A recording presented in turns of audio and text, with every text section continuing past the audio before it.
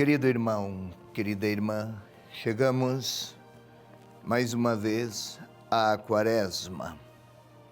É o primeiro domingo da Quaresma.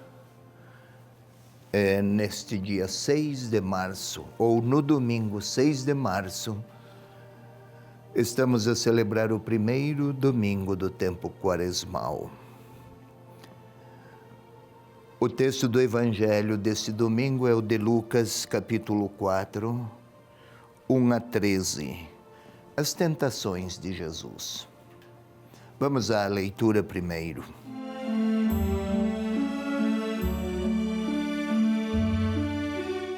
Jesus, pleno do Espírito Santo, voltou do Jordão. Era conduzido pelo Espírito através do deserto, durante 40 dias. Nesse tempo, fora tentado pelo diabo. Nada comeu nesses dias, e passado o tempo teve fome. Disse-lhe então o diabo: se és o Filho de Deus, manda que esta pedra se transforme em pão. Replicou-lhe Jesus: está escrito, não só de pão vive o homem. O diabo, levando-o para mais alto, mostrou-lhe num instante todos os reinos da terra e disse-lhe: eu te darei todo este poder com a glória destes reinos, porque ela me foi entregue e eu a dou a quem eu quiser. Por isso, se te prostrares diante de mim, toda ela será tua. Replicou-lhe Jesus: está escrito, adorarás ao Senhor teu Deus e somente a Ele prestarás culto. Conduziu-o depois para Jerusalém. Colocou-o sobre o pináculo do templo e disse-lhe: se és filho de Deus, atira-te para baixo, porque está escrito, Ele dará ordem aos seus anjos a teu respeito, para que te guardem, e ainda eles te tomarão pelas mãos, para que não tropeces em nenhuma pedra.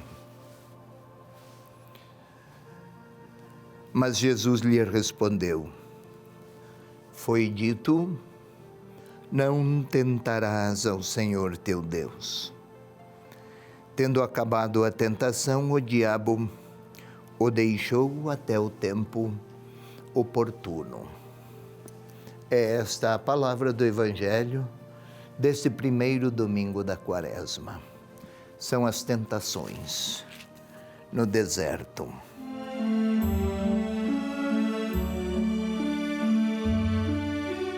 Vamos tentar situar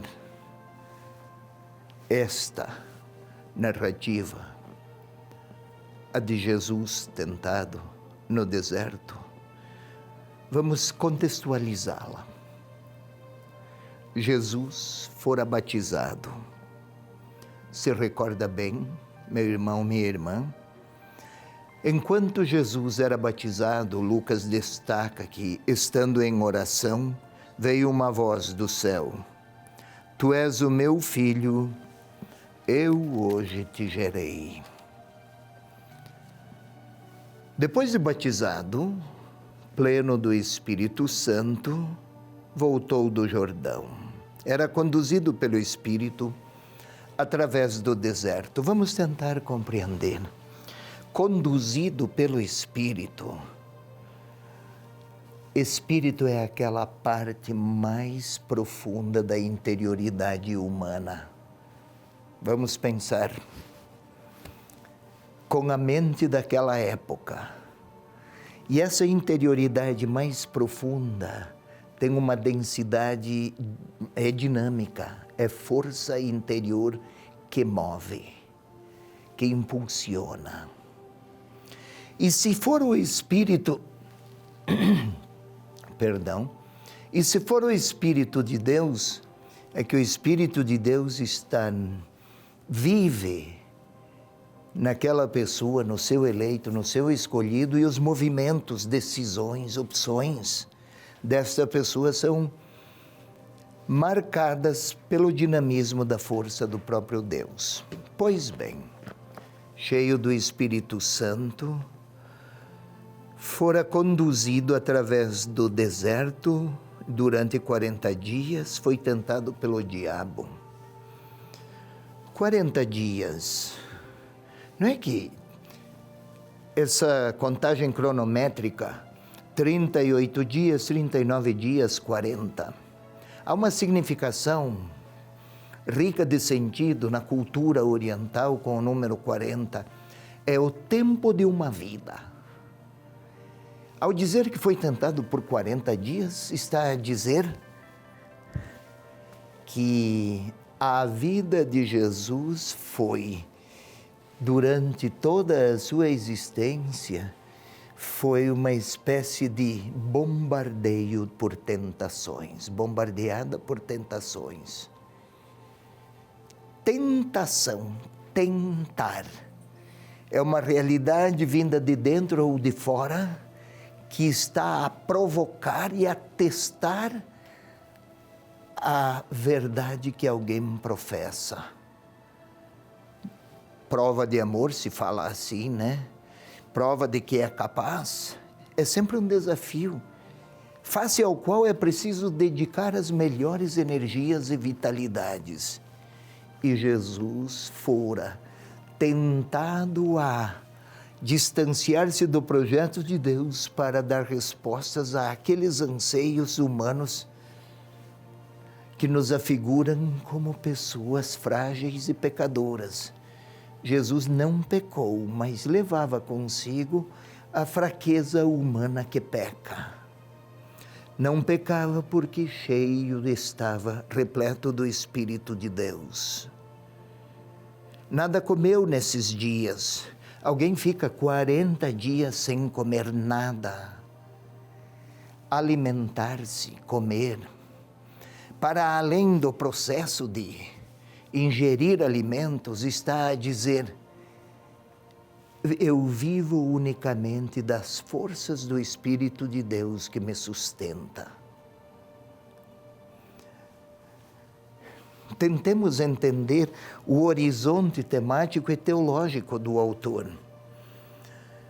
Disse-lhe então o diabo: se és filho de Deus, manda que esta pedra se transforme em pão. Filho, para nós no mundo ocidental, acentua uma espécie de derivação.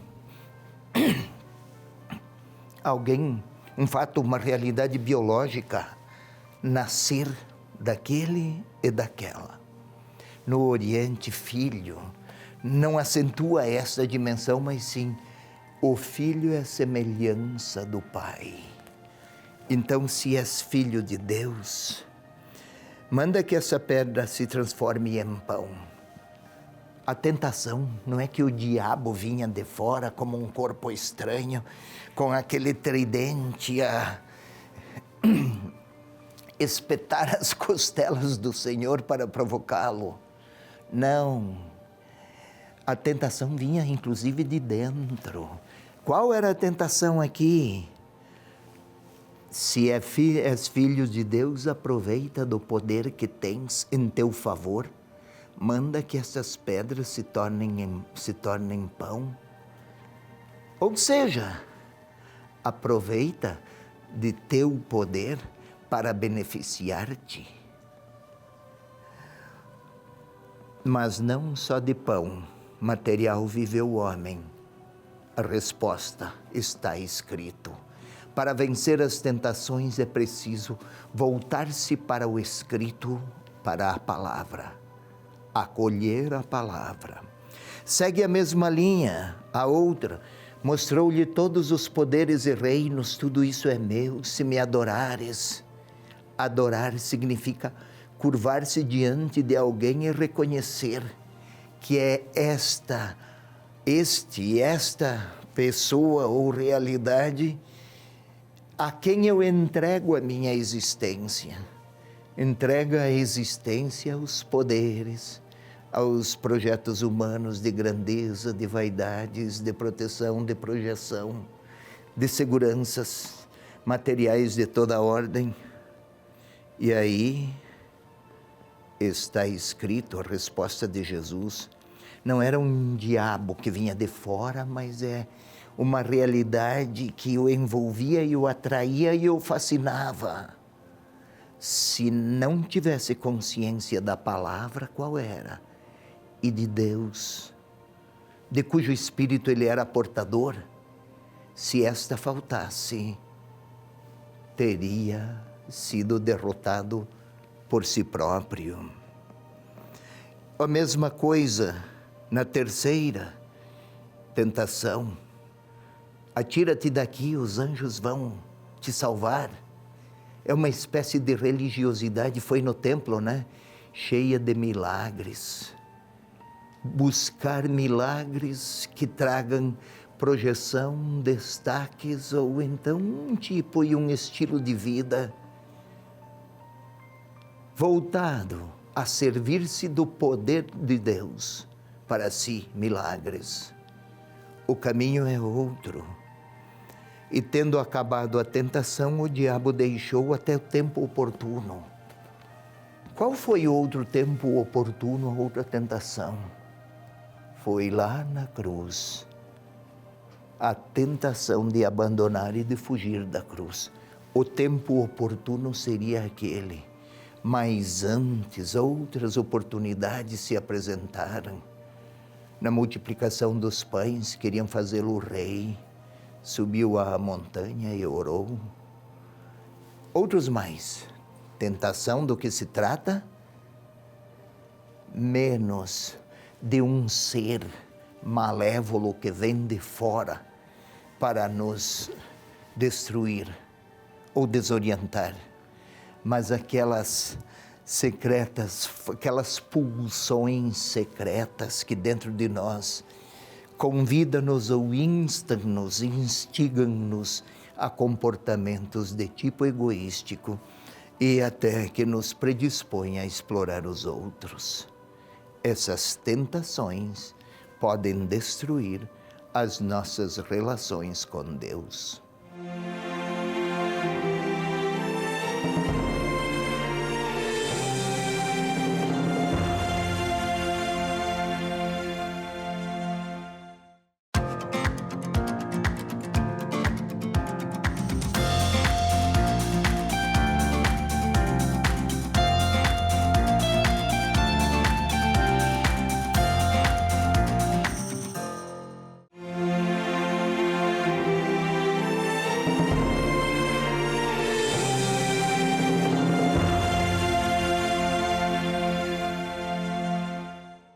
Vamos lá, querido irmão, querida irmã,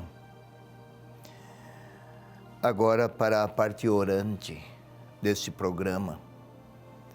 É habitual, já são anos, que ao encontrar-nos para a parte orante, começamos pela pacificação da própria interioridade.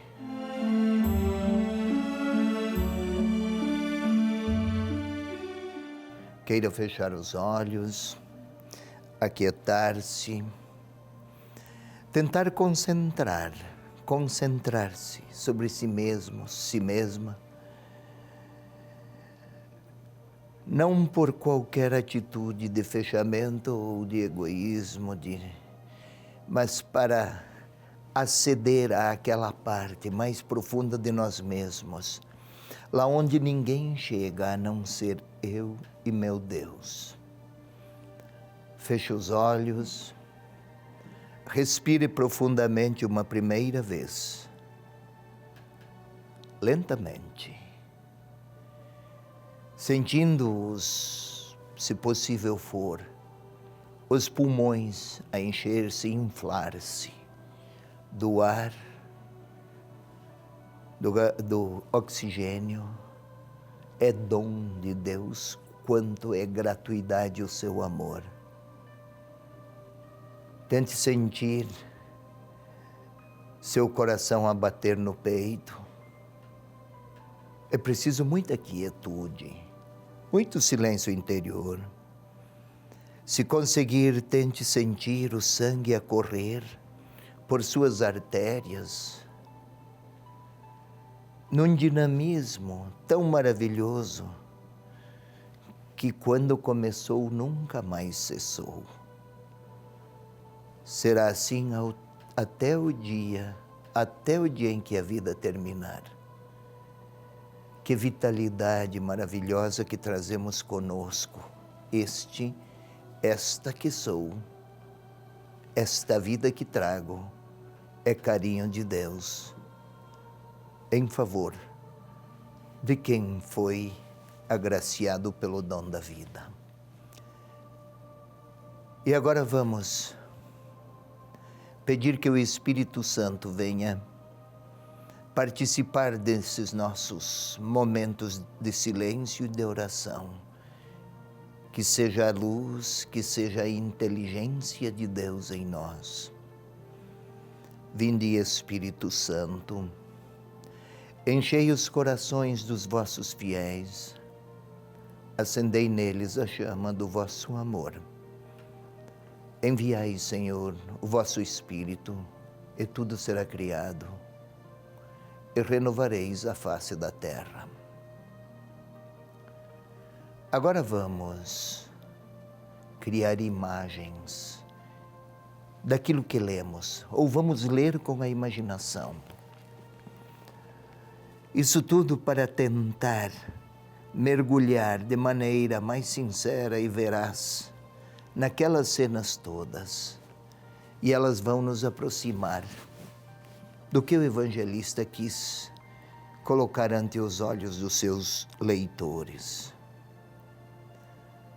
Jesus voltou do Jordão, fora batizado, aquelas cenas do Espírito Santo sobre ele, uma voz vinda do céu. Afasta-se do Jordão, podemos vê-lo inclusive a caminhar, e era conduzido pelo Espírito Santo através do deserto. Deserto não é um lugar inóspito. Deserto para a cultura do tempo é um lugar para encontrar-se com Deus e consigo, para recolher-se. Lá está o Senhor, talvez uma moradia no deserto. Não entendamos como um lugar inóspito, mas como um lugar da pessoa que está, não só, está recolhida. Uma pequena casa, quem sabe, podemos imaginar uma casa isolada em algum campo. Lá está ele, só. Mas não é solidão, é solitude. Recolhido, ora, começa a compreender sua missão, talvez sinta inclusive medo, mas são atitudes, experiências de intensa comunhão com Deus. Mas também já se reconhece dotado de vitalidades e de virtudes extraordinárias. Quantas chances de grandeza, de vaidades, de vantagens. Sente o fascínio do prestígio. É uma pessoa humana, mas sua escolha. Está escrito: não só de pão vive o homem. Se viver só de pão, vive pela metade. Há uma outra parte dele mesmo que estaria esvaziada. Mas lá, inclusive, pode perceber, com sua capacidade extraordinária, que começa a identificar em si mesmo o quanto poderia atrair de atenções. de prodígios que faria, de lideranças que fascinaria. Quantos projetos, quantas ambições poderiam ser medradas, alcançadas, quanta fama. Novamente, não tentarás o Senhor teu Deus, está Ele a dizer a si próprio. Parece que olha para o mundo e maravilha-se com as possibilidades, mas entre Deus e Ele faz uma escolha, é por Deus. Mas podemos continuar a vê-lo, lá naquela casa, lá no campo. Começa ele a perceber seus dotes e possibilidades também no âmbito dos fatos extraordinários. Tu és meu filho.